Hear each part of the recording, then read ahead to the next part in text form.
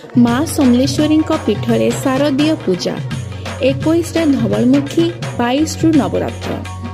आसंता 14 तारिख रविवार ठारू माँ समलेश्वरी पीठरे शारदीय षोडश उपचार पूजा आरंभ हेब।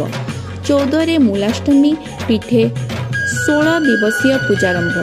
पुओजुतिया ओषा और 16 दिवसीय दीप प्रज्वलन कर 21 तारिख में महालय अवसर में माँ समलेश्वरी धवलमुखी वेशरे भक्तों को दर्शन देवे।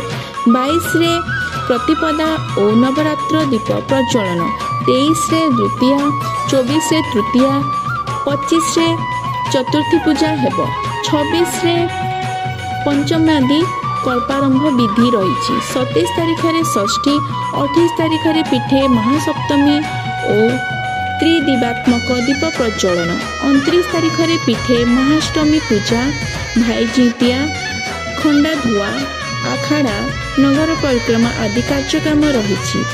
30 पीठे महानवमी पूजा, माँ समलेश्वरी आखाड़ा नगर परिक्रमा करवा। 1 तारिख में पीठे विश्राम, 2 पीठे दशहरा दीप विसर्जन और आखड़ा रणगीता उत्सव रही। 6 तारिख में कुमार पूर्णिमा अवसर में माँ समलेश्वरी राजराजेश्वरी बेशरे भक्तों को दर्शन देवे। माँ समलेश्वरी मंदिर में नूतन ध्वजा आहरण करा बोली समलेश्वरी मंदिर ट्रस्ट बोर्ड पक्षरु सूचना दी।